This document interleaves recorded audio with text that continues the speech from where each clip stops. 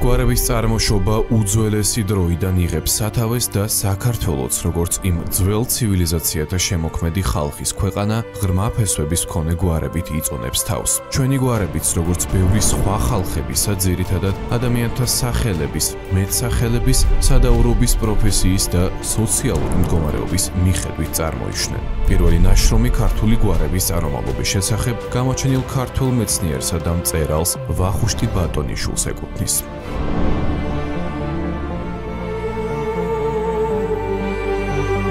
გადაცემაში ვისი გვარის ახალ ვეცდებით გავარკვიოთ თქვენი შენი გვარის ისტორია.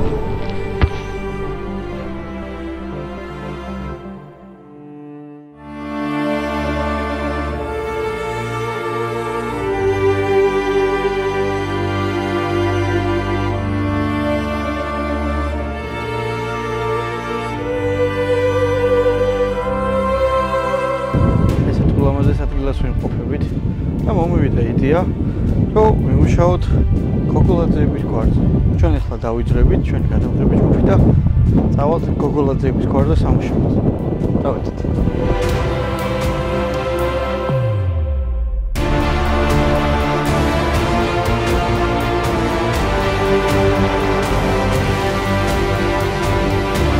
გოგოლას უბანში ვიმყოფებით გურიაში, ჩოხატაურში და ერთი კარგი გოგოლაძე კაცი უნდა გაგაცნოთ, ბატონი ლადო გოგოლაძე. გამარჯობა, ბატონო ლადო. მოგვიყევით თქვენი გვარის შესახებ. გოგოლაძეები როგორ მოხდით გურიაში? გოგოლაძეები წამოსული ვარ ხაშურის რაიონიდან. უდაბნო ჩოხატაურის ცნობილი უდაბნოს დევთახურებს გამოაყენეს სამი პიროვნება, გოგოლაძეები, ორი ძმა და ერთი ბიძაშვილი. მეშვიდმეტე საუკუნეში. იქიდან წამოვიდა ჩვენი გვარი. აი ეკლესიის მსახურები დასახდნენ ჩვენ სოფელში გოგოლას უბანში. გამრავდით. ახლა დაახლოებით 60 ოჯახი ვიყავით. მიკლებთ, მაგრამ ხალხი მრავლდება და გამრავლდება ჩვენ გვარის. მე-17 საუკუნე ახსენეთ, ანუ მე-17 საუკუნეში გადმოვიდნენ საცხოვრებლად გოგოლას უბანში. სამი გოგოლაძე ძმა გადმოვიდნენ, გამოყვნენ ეკლესიის მსახურები იყვნენ. კი ბატონო. და იმის შემდეგ გამრავლდით. ძალიან კარგი. მაინტერესებს იმათ შემდეგ პერიოდში, ანუ გოგოლაძეების აქ გამრავლების შემდეგ დაახლოებით რამდენი ოჯახი იყო? 60 ოჯახი იყო. კი, 60 ოჯახი და ეხლა რამდენი ოჯახი არის? ჩვენ სოფელში 48 ოჯახი იყო და განახევრდით. ბევრი ქალაქში წავიდნენ. საცხოვრებლად და ამით ფორასი არ დაგულებული ვარ. მრავლდებით. აქ ვინყავთ აქედან წამოსული გოგოლაძეები, გამოჩენილი გოგოლაძეები. ომის გმირები თუ ყავთ? ან ომის მონაწილეები? მონაწილეები კი, გმირები არა. სახელოვანი გოგოლაძეები ბევრი ყავს. გიორგი გოგოლაძე აზოტგახნის დირექტორი. ცნობილი პიროვნება. მისი ძმა ვლადიმერ გოგოლაძე საკავშირო მინისტრის მოადგილე იყო. მინისტრების დროს, შემდეგ შევარდნის დროს მინისტრი იყო მშენებლობის და ანუ მშენებლების ხარ გოგოლაძეები. კი. ცნობილი ქირურგი ჩვენ რაიონში, სოსო გოგოლაძე, დანიელ გოგოლაძე, ცნობილი აგრონომი იყო სოხობიდან. ძევნილი აქ მოვიდა ცხონებული და რა ვიცი. და ბევრი ხალხი. ბატონო ლადო, საგნები გვარებზე რო გითხრათ? რამდენი ხართ საგნები გვარები? გოგოლაძეები? 3 საგნები გვარი. 3. სოფლიოს მასშტაბით დაახლოებით რამდენი იქნებით გოგოლაძეები? სოფლიოს მასშტაბით არ ვიცი, მაგრამ საქართველოში იყო პერიოდი, როცა მე-5-დან მე-8-მდე სახელდაგვარებით ვიყავით. ანუ პირველ ათეულში შედიოდნენ პირველ გოგოლაძეები? ათეულში კი, დაახლოებით ეს არის 90-იან წლება. გოგოლაძეები, გოგოლი სიტყვა, ანუ ფუძე საიდან მოდის? სოფელში ცხოვრობდა ცნობილი პიროვნება გოგოლა კალბადონი. ამბობენ გვარი ამ ფუძე ამ სახელიდანაც მოსულდა. ამბობენ თანაც მეორე ვარიანტია, რომ სოფელს ერთხვა ამ ქალის საბაგისროს როგორც კარგი პიროვნება. რადგან მე-17 საუკუნეში ძმები და ბიძაშვილი გადმოსახლეს და ისინი უკვე გოგოლაძეები იყვნენ, დიდი ალბათობით ეს ქალბატონი შეიძლება გოგოლაძე იყო. გოგოლი ერქვა და სოფელსაც ამიტომ დაერქვა ამდენია. გოგოლის უბანა. კიდე სად არიან გოგოლაძეები გამრავლებულები საქართველოში? იმერეთში, საჩხერე, ხარაგაული, ჭიათურა, ქართლში ხაშური, სურამი, ბორჯომი, კახეთში არის.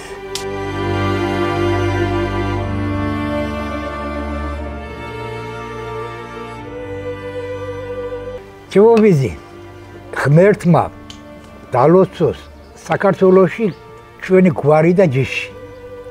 ყველა გვარი ამრავლოს. კარგ საქმეს აკეთებთ. გვარი დავიცი, ალბათ ასეულობით იქნება საქართველოში სხვადასხვა გვარი. იემრავლოს ყველა გვარს, მშვიდობა გქონდეს. სიყვარული ურთიერთ გატანა. დანარჩენი ყველაფერი ჩვენ გვაქვს და ჯანმრთელობა გქონდეს. ბედნიერება და იხარეთ და იმრავლება. მადლობელი ვარ ასეთი კარგი წარმოწმებისთვის. გაიხარეთ, გამრავლდით. ლეთმა გამრავლდით. მადლობა გოგოლაძეებს სტუმრობისათვის. გურიაში შევიმყოფებით, შეგახსენებთ და აქედან დავიძრებით გურიაში კიდე ერთ ადამიანს გავისაუბრებით. წავალთ მერე ხარაგაულში, ჩავწერთ იქაურ გოგოლაძეებს. გაგიმარჯვეთ.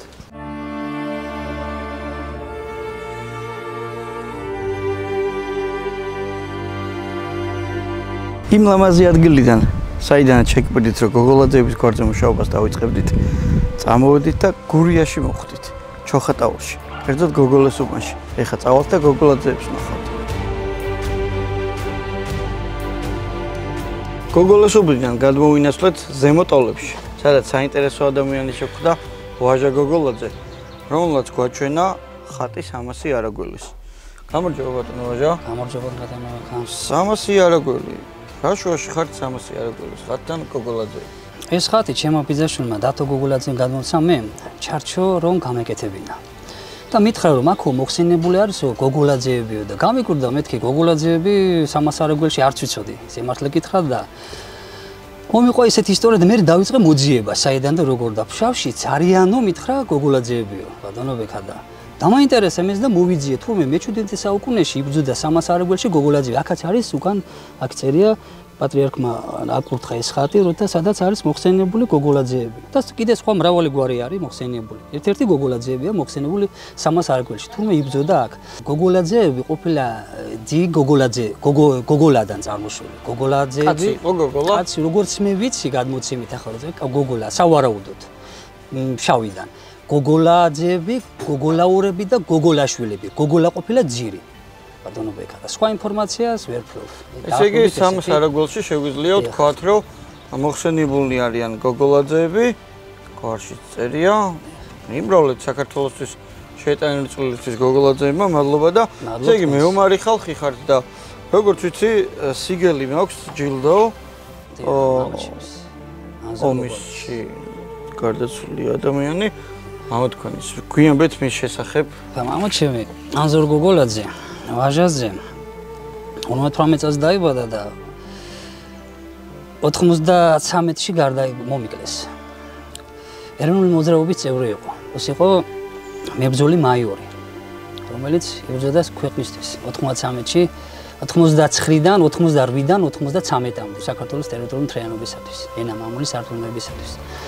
იბრძოდა აფხაზეთში. დიდი მადლობა მამა თქვენს გაწეული ეროვნული გვარდი ეროვნული ძვირფასი გასცა მან საქართველოსთვის გოგოლაძემ ანუ რაც გააჩნდა ყველა ძვირფასი სიცოცხლე არის რაც გოგოჩნდა და ის გასცა საქართველოსთვის. გურიიდან წამოვედით თბილისის მიმართულებით და სანამ ბორჯომში ჩავალთ გამოვიარეთ სოფელ ვერტყუჭალაში და ბჟინევში. ეხლა ერთ კარგ გოგოლაძეს გაგაცნობთ. ბატონო თამაზ გოგოლაძე არის ვესტუმრეთ მას. ბატონო თამაზ, მაინტერესებს როგორ მოხდით ვერტყუჭალაში და ბჟინევში გოგოლაძეები? გადმოცემით ჩვენი გვარი, გოგოლაძეების გვარი წამოსული არის მესხეთიდან, რაც ჩვენთვის ცნობილი, ნუ ახლა ისტორიაში ამაზე სხვადასხვა მოსაზრებებია, სხვადასხვა წყაროები, მაგრამ მე ძირითადად აი მოსაზრებას ვეხმარებით. დიდი შემოსევების შედეგად სხვა გვარებთან ერთად გადმოადგილდნენ გოგოლაძეებიც და გადმოვიდნენ დასავლეთ საქართველოში. დიდი ნაწილი გადმოსახულების ჩავიდნენ გურიაში, დარჩენ იქ, მაგრამ რამდენიმე ხნის შემდეგ ეტყობა დაიწყეს გადმოადგილება ესეო აღმოსავლეთით და ამ პერიოდში არიან ისინი შემოსული სოფელ ბჟინევში. სოფელი ბჟინევის ჩვენი ახლა საავტომობილიდან დაახლოებით დაცილებული არის 7 კილომეტრით უმაღლეს ადგილამდე. და თვითონ აი მოსულის ისტორია ვარაუდობენ, რომ დაახლოებით უკვე 12 საუკუნეში სოფელი დასახლებული უნდა ყოფილიყო. ცოტა კიდე უფრო ადრე, გადმოცემების მიხედვით, იმიტომ რომ როგორც თქმულება არის, ჩვენი ტბეთის სალოცავი აგებული არის მე-12 საუკუნეში. ეს სალოცავი არის გოგოლაძეების, ბჟინევის, სოფლების, ხუნევისა და გესამნის. ახლა გესამნეში ჩადუნებლების გვარია ძირითადად, ხუნებში ლომიძეები. და ამ სამ სალოცავს ემსახურებოდა ეს სალოცავი დღესაც მოქმედი არის. მოქმედი თვალზე ხალხი ადის ნახება. გარდა ამისა აშენებული არის მე-17 საუკუნეში ბჟინევის წმინდა გიორგის ამაღლების სალოცავს უძახიან. ამაღლებულ გორაზე არის გაკეთებული ეს ბერძენი ხელოსნების არის გაკეთებული და ამჟამად ტაძარი აღდგენილია მას არ გრევა არ დაახლოებით რამდენი გოგოლაძე იქნება ეხლა და მაშინ დაახლოებით აი ჩვენი გადმოცემებით რაც არის გოგოლაძე ეს დიდი სოფელი ყოფილა იმიტომ რომ კოლმეურნეობა როცა შეიქმნა ორი კოლმეურნეობა არის გაკეთებული ეს სოფელ ბჟინევში და ეს პატარა არის მეორე მსოფლიო ომში სოფელ ბჟინევიდან 77 კაცია გაწვეულდა გოგოლაძეები მარტო გოგოლაძეები იყვნენ იმ პერიოდში სოფელ ბჟინევში როგორც ხონებული ბატონი საშა გოგოლაძიდან ეცით ის 90 წლის გარდაიცვალა და ბევრი რამე იცოდა ბჟინევზე მის მინა ამბობს გესაუბრებით და ჩანაწერებიც მომისი გაკეთებული აქედან ნახევარი ვერ დაბრუნდა დანარჩენი უკვე არის და ძირითადად მიდევდნენ მეცხოველეობას, მესაქონლეობას, მეკარეობას. გარდა ამისა მოყავდათ ხორბალი, სიმინდი თავისთავად. ხორბალი ესეთ თაგორიან ადგილებში მოყავდათ. აი ახლა შემორჩენილი ლესოს კალო, კირკიტას კალო და თვითონ ღიპურია ერთი უბანი ჩვენი სოფელი და როგორც ავტოგოგოლაძე ახლა ეს 97 წლის კაცია განიმარტავს ღიპური ღია ყველაზე კარგი თეთრი პური იქ მოდიოდა ხორბალი და ამიტომ უწოდეს ამ ჩვენ კუთხეს ღიპური. მეორე მსოფლიო ომის სრულობის დროს გადაასახლეს ახალციხეში არიან გადასახლებული კერძოდ კლდეში და ასპუქში გოგოლაძეებთა დიდი რაოდენობა და სოფელმა ეს მაშინ თითქმის დაცარიელდა, მაგრამ ნაწილმა უკან დაბრუნება და მათ შორის გადასახლებაში იყო ბაბუაჩემ გოგოლაძეს, რომელიც უკან დაბრუნდა და ხელთავიდან გაცოცხლდა ბჟინევი. ჩემ მახსოვრობაში მე ბავშვი 7 წლის ასაკი და მახსოვს რომ 17 კომლი იყო სოფელი მარტო ღიპურში, იმ უბანში ერთ უბანში და დაახლოებით ამ დროისათვის ბჟინევში 60-მდე კომლი უკვე ცხოვრობდა იყო. ამჟამად შემორჩენილია 14 კომლი, აქედან 12 კომლი გოგოლაძეების არიან და ორი გვარი არის, კაპანაძეების და გრიგალაშვილების გვარი არის. ესენი არიან ძირითადი მაცხოვრებლები. სტატუსიც მინიჭებული აქვს ის ზონის და ეხლა გზა გავიდა და იმედ სოფელს ხალხი უბრუნდება. ეხლა თვითონ ჩვენი გვარის ისტორია თქვით რომ დასავლეთიდან ვართ მოსულები და აქ დამკვიდრებული, მაგრამ შემდეგ როგორც გადმოცემა არის ჩვენიდან არიან წასულები გოგოლაძეები ბორჯომის და ამჟამად ხაშურში ცხოვრობენ ცედანში და ცოცხნარაში ბევრი ესენი და ესენი იქიდან გადმოდნენ. თვითონ გადმოცემით გოგოლაძეები იყვნენ თავისუფალი გლეხები, ესე იგი სამეფო გლეხები ვიყავით.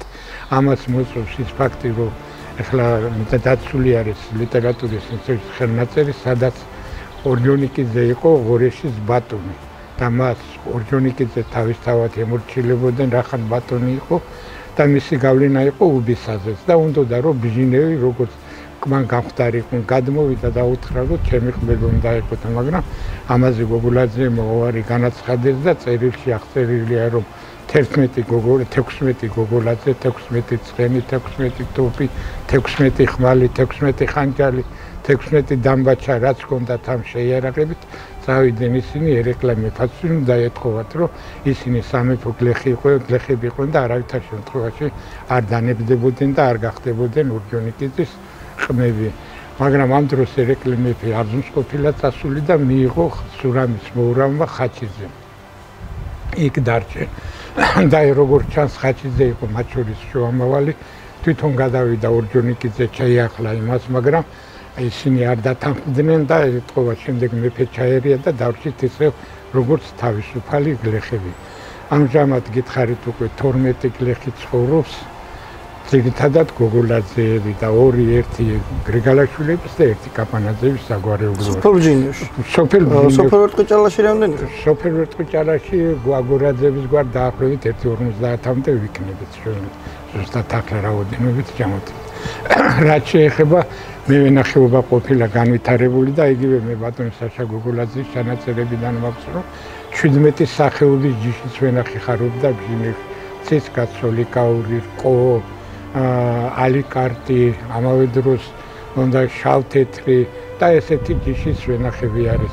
მევენახეობა რო განვითარებული ყოფილა ამასაც მოწვევს ის რომ არიან ჭურები, ერთი გლეხის მარანში დაახლოებით 3-4 ტონა ღვინის ჭურჭელი არის. ნუ ახლა ვიანგარში გადაღება, გადმოღება, მაგრამ სინამდვილეში ეს დაახლოებით 2-3 ტონა ჭურჭელი ყველას ქონდა. მეხილეობით ახლა რაც მოდის ნატური შეიძლება ვაჩლი ხარობს, მსხალი ხარობს, ტყიდის მასივებიდან არის ძირითადი წაბლია, წიფელა, მურყანია, ნეკერჩხალია.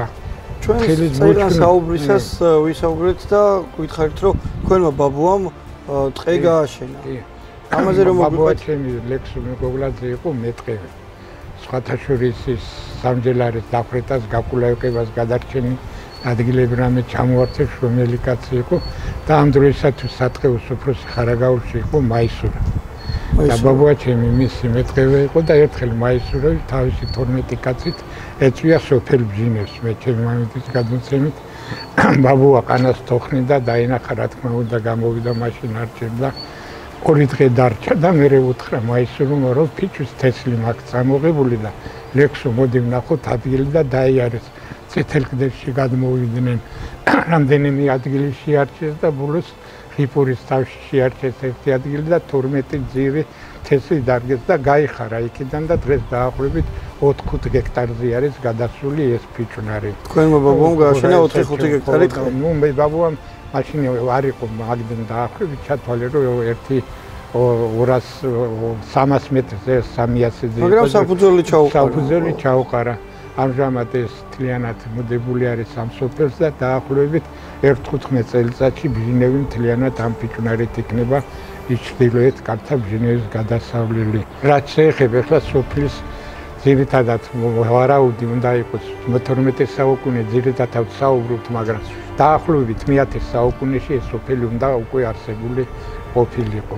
დაახლოებით მე-10 საუკუნეში გოგოლაძეები უკვე დასახლდნენ სოფელ ბჟინევში. უნდა კი ეს ჩემი ვარაუდია და ახლა მას ისტორია ჩემი წინა ბატონი საშადან და სხვებიდან მივეცი ამ გადამოცებით ისინი ამას ასე ვარაუდობენ.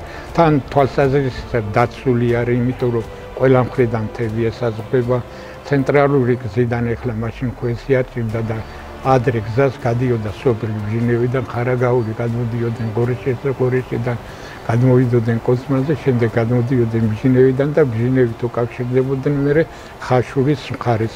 ციხესიმაგრე გაქვს.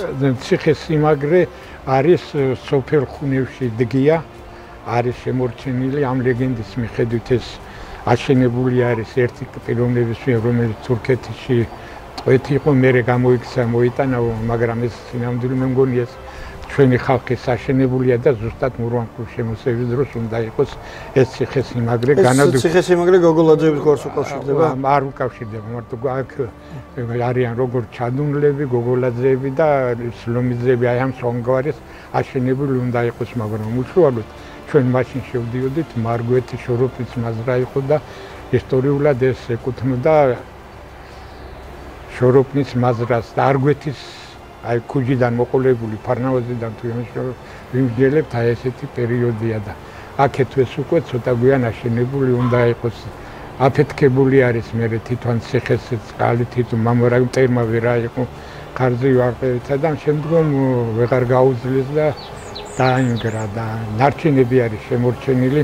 ახლაც მოსახლეობა პოულობს ხანჯლებს რაღაცებს, მაგრამ მე თვითონ ვერ მოვიკვლია, მინდოდა რომ მენახა, მაგრამ ნაწილი ნახეს და ვერ მივაგენით, რომ მივიღეთ და გამოვიკლიოთ და ეს ისტორიული თვალსაზრისით ძალიან საინტერესო არის ამ ციხის შესწავლა და გამოკვლევა. ძალიან დიდი მადლობა საინტერესო ინფორმაციისათვის. გაიხარეთ, გამრავლდით. მადლობელი მე ვარ ჩემი გვარისა და ჩემი ისტორიის დაფასების უღრმესი მადლობა დაგლოცამ თუფალმა და ეს არის უდიდესი ეროვნული საქმე. გაიხარეთ. ძალიან დიდი მადლობა და ჩვენ აქედან გავუყვებით გზას და ჩავალთ ბორჯომში. სადაც ბექა გოგოლაძე გველოდება, რომლებიც ფრესკებს წერს, ხატებს წერს და ძალიან საამაყო ადამიანია მთელი საქართველოსთვის.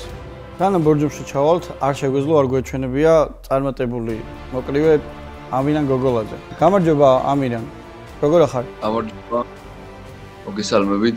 როგორც გავარკვიეთ, 300 არაგველში გოგოლაძეები იღებდნენ მონაწილეობას, ესე იგი ძალიან ძლიერი და ჯალნიანი გვარი ხარ და ეთყობა შენც მოგდგავს მათგან ეს ყველაფერი და შენ საიდან ხარ წარმოშობით? მე დავიბადე ბორჯომის რაიონის სოფელ გვარში, ძალიან ბევრი თაობა ცხოვრობდა ამ სოფელში ჩემი წინაპრები, მაგრამ პაპაჩემისგან გადმოცემით ვიცი, რომ ჩვენი გვარი გოგოლაძეების, ანუ ჩემი სოფელი გვარი არის მარტო გოგოლაძეების დასახლება და რამოდენიმე ოჯახია სხვა გვარი. პაპაჩემისგან გადმოცემით ვიცით, რომ ბჟინევიდან არის სავარაუდოდ ჩვენი გვარის წარმომავლობა.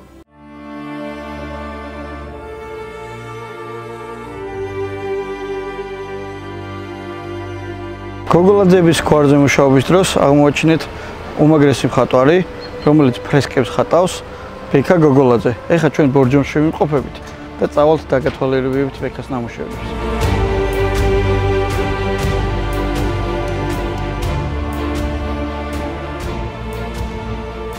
როგორც დაკვირდით, უნიჭიერესი გოგოლაძე უნდა გაგაცნოთ ეხლა, რომელსაც მემკვიდრეობით ერგო ხატვა. გამარჯობა ბექა. გამარჯობა. ეხლა ვიმყოფებით ბორჯომში. კი ბატონო. ულამაზეს ტაძარში. მამისგან, იმზარი გოგოლაძისგან გერგო შენ ძმას ეს მემკვიდრეობით რომ ხატვის ნიჭი გაქვთ. კი ბატონო. ეს ყველაფერი როგორ განავითარეთ, როგორ მოხდა? მოგვიყევით თუ მამამ საიდან აღმოაჩინა ეს ნიჭი რომ ტაძრების ხატვა და ფრესკების წერა შეეძლო? მამამ სიცოცხლეში მოხატა 40 ტაძარი დაახლოებით. და დაახლოებით 12-13 წლის ვიყავი პირველად რომ წაგვიყვანა ტაძრის მხატვრობაზე. და ნელა შევითვისეთ და იმის მერე მუშაობთ, ხატავთ ტაძრებს. თქვენ რამდენი ტაძარი გექნებათ დაახლოებით? საქართველოს მასშტაბით დაახლოებით 20 ტაძარი მოვხატე ძმასთან ერთად. გაჩვენი თქვენი ნამუშევრები.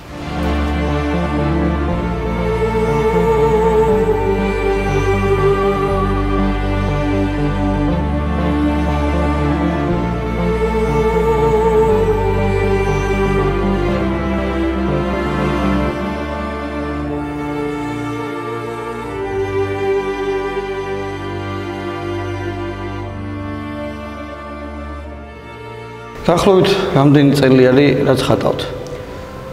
დაახლოებით არის 18-19 წელი იქნება რაც ხატავ. იმიტომ რომ პირველად 12-13 წლის ვიყავი მამამ წამიყვანა. ამ ფრესკებზე როცა დაიწყეთ მუშაობა ბორჯომში, რამდენი წლის იყავი? დაახლოებით 16-17 წელს. ანუ საკმაოდ პატარა ასაკიდან მამამ დაგიყენათ ბიჭები გვერდით და გასწავლოთ ხატრობა. იმის შემდეგ როგორც ვიცი, სხვანაირად წავიდა კიდე ყველაფერი განვითარდით. კი ბატონო. იმიტომ რომ ადრე ცოტა სხვანაირად ხატავდნენ, ახლა სხვანაირად ხატავენ. რამე შეიცვალა ტექნოლოგიის მხრივ ამ კუთხით? ტექნოლოგიის მხრივ დაახლოებით იგივეა. უბრალოდ წინ და წინ მივდივართ განვითარების მხრივ. ამ ტაძრის გარდა ახსენეთ, რომ დაახლოებით 20 ტაძარი გაქვთ თქვენ მოხატული. მამას იმზარი გოგოლაძეს რამდენი აქვს შემახსენეთ? მამას 40 ტაძარი ქონდა დაახლოებით მოხატული. ბატონო ბექა, დაახლოებით რამდენი წლის იყავით, როდესაც ამ ხელა ტაძარზე მუშაობა დაიწყეთ? დაახლოებით ვიყავი 16-17 წლის. პირველად როცა გვერდში დამიყენა ვიყავი 12-13 წლის. საკმაოდ პატარა ასაკში ყოფილ ხართ და უკვე ფუნტს კარგად იყენებდით, რომ შეგეძლოთ დაგიხატათ. ეს არის რა გენი, მემკვიდრეობა, რაც გადმოგეცათ მამისგან. გვაჩვენეთ კიდევ თქვენი ნამუშევრები სხვა ტაძრებში. კი ბატონო, წავიდეთ.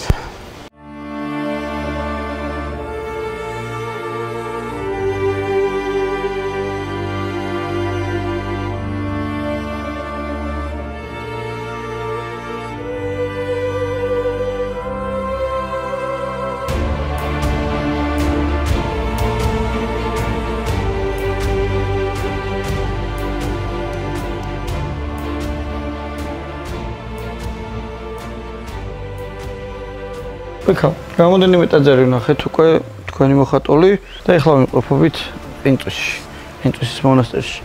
სადაც ერთი პატარა ტაძარი, როგორც ვთქვით, თქვენი მოხატული არის. როგორ დაიწყო ტაძრის მოხატვის ისტორია? ეს ტაძარი დავიწყეთ მე და მამამ. მამა გარდაიცვალა და მომიწია ამ ტაძრის დამთავრება მე. ღვთისმშეწმდა მეუფე იობის ლოცვა-კურთხევით მოვხატეთ ყინწვისში ეს ტაძარი. ხო ჩვენ თქვენი ნამუშევრები.